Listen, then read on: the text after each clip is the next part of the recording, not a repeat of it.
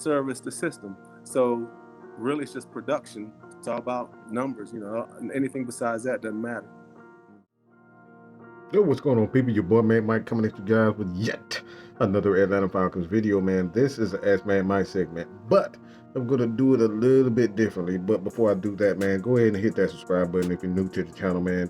It's going to be a pretty eventful offseason. We got $80 million. Got about $80 million in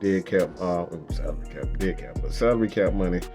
It's going to be able to bring us in some pretty good players. So, I dropped a video last night where D-Led asked Arthur Smith whether or not Desmond Ridder was going to be the quarterback of the future, and you might want to check that out. But the question that I asked for you guys, man, is what should the Atlanta Falcons focus on in the offseason? And it was upgrade the wide receiver position, O-line, D-line, franchise quarterback, and new offensive coordinator, defensive coordinator. And it was pretty interesting. The number one was defensive line. So I think the general consensus for the most part is we need to get Grady some dang help. All right, we need to get some sacks, and we need to improve that defensive line because it's about time. The offensive line, in my opinion, is pretty much set. Got to end up bringing back Caleb McGarrett, finding a way to bring him back. If not, a lot of people, Jalen Mayfield may be that guy. But in second place, this is interesting, both with 11% wide receiver upgrade and new offensive coordinator, defense coordinator. Now, a lot of people probably would have said offensive coordinator, but the retirement of Dean Pease have us looking for a new quarterback, which brings me to the question from Grady. All right, he asked, "What good, man, Mike? Question: do you think Dean Pease was successful with what he set out to achieve with our defense?" Other question: do you think he left us in a good enough position for a coordinator to take over? And like I said, I think this is a great question. Like I said, obviously,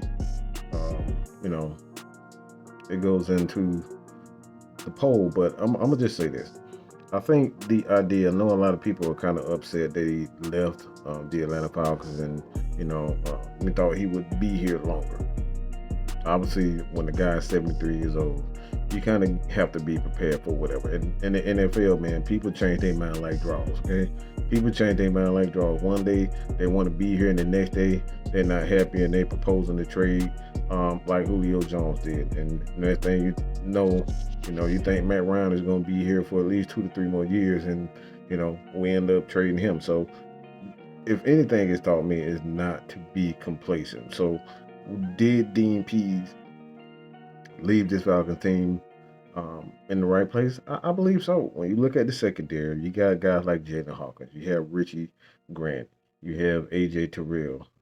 There's still a little bit of a void as far as that outside corner position. Casey Hayward, for the most part, I think he's going to be a free agent. Isaiah Oliver's going to be a free agent. So they have room for improvement to bring in a guy on the opposite side of AJ. But when you look at the linebacker position, it's wide open, all right? You still have Michael Walker there. He's still going to be on the roster. I think he has another year left. You have a young guy in Troy Anderson, who is he's going to be interesting. It's going to be interesting to see what Troy does and how he fits in with the team, especially with the new defensive coordinator. Will Rashaan Evans be back? Bring him back for a couple of $1 million. He could, warrant a big contract. So there's a lot of hope. So the guy that the defensive coordinator, it's way too early to say at this point. We're going to see the guys that they interview, guys that they bring in to kind of figure out, what type of defense they're going to bring in, how they're going to be, what they're looking for. I don't think we'll know that until we see the guys that they interview, but that's going to be quite a few people. But did they leave? I think he did. I think he did leave the Falcons in a good position because at the end of the day, his job is to set a foundation. The Falcons have a nice foundation. Like I said, you look at the secondary, you look at the linebackers, there's a little bit of a question there. But you guys have, D'Angelo Malone, you have Ogum Deji, you have Grady, Jarrett, obviously, but you have Arnold Ebiketie. You have a guy like Lorenzo Carter, who could be a free agent, who's free agent. You can bring him back as well. So there's a lot of options for this team, man, and they have a lot of money. So even if he did not leave them in a position, the Falcons have a lot of money where they can go out and get the right pieces, including picks. Like I said, you got to count the draft as well. So even if he did not lead these guys in a position where they are top 10 or top 5 defense, he set the foundation, and these guys knows exactly how what this team is looking for. So let me know what you guys think about that. Did Dean Pease lead this team in a good position? Your thoughts. That's all I gotta say about that, man. Also, check out the playlist at the end of this video. The top videos from Mad Mike for the week. That's all I got to say about that, man. Hit that subscribe button. Help your boy on his way to 10K. That's all I got to say about that, man. I'm out. Peace.